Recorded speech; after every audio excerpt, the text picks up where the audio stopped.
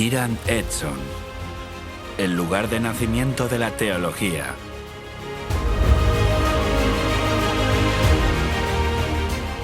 Port Gibson es una zona rural al este de Rochester, en el estado de Nueva York. Es una zona tranquila con granjas que salpican el paisaje por todas partes.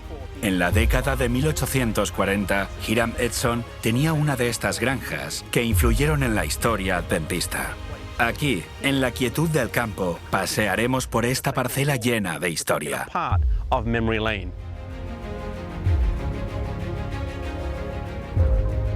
Después del 22 de octubre de 1844, los creyentes adventistas estaban muy decepcionados porque sus sueños y esperanzas habían quedado destrozados y hechos pedazos.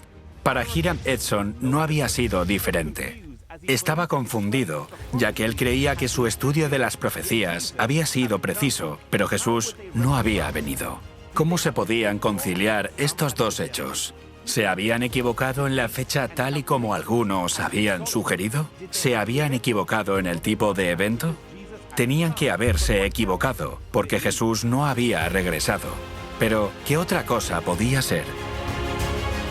Hiram Edson caminaba por un campo de maíz unos días después del gran chasco, cuando se dio cuenta de que habían cometido un gran error.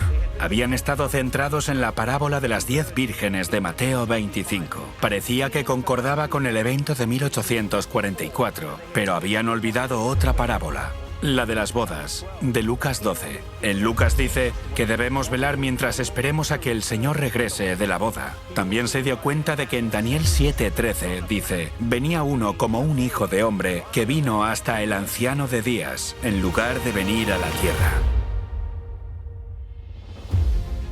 Esto era una revelación. Más adelante estudiaría esto junto con el Dr. Franklin Hahn y Owen Crozer, quienes ayudaron a dar consistencia bíblica a este asunto. Ellos comprobaron que al final de la profecía de los 2300 días de Daniel 8:14, Jesús no iba a venir a la tierra. En realidad, se trasladaba desde el lugar santo al lugar santísimo en el santuario del cielo, donde comenzaba la obra del juicio investigador. Owen Crozer fue el primero que escribió sobre el Día de la Advertencia, en marzo de 1845, explicando el motivo del retraso del regreso de Jesús, manteniendo el contexto histórico de Daniel 8 y 9.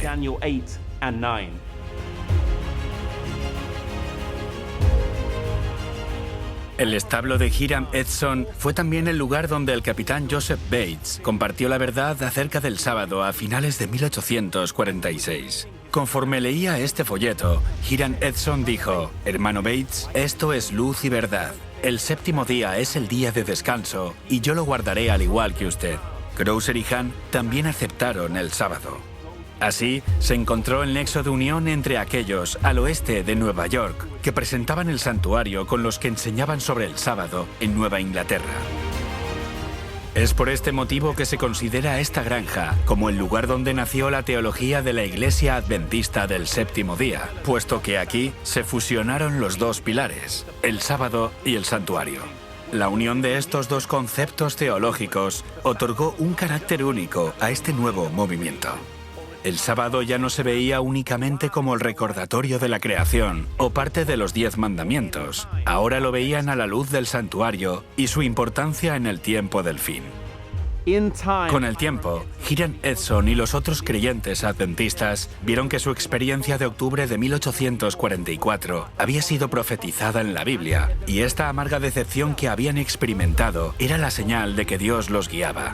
En Apocalipsis 10 indica que esta experiencia primero sería dulce en la boca como la miel, pero después amarga en el vientre. ¡Oh, cuán amarga resultó ser! El último versículo de Apocalipsis 10 les motivó, y es un llamado hoy para nosotros también. Es necesario que profetices otra vez. Tomemos en serio este mandato, la predicación del mensaje especial de Dios. Ve a donde quiera que Él te llame.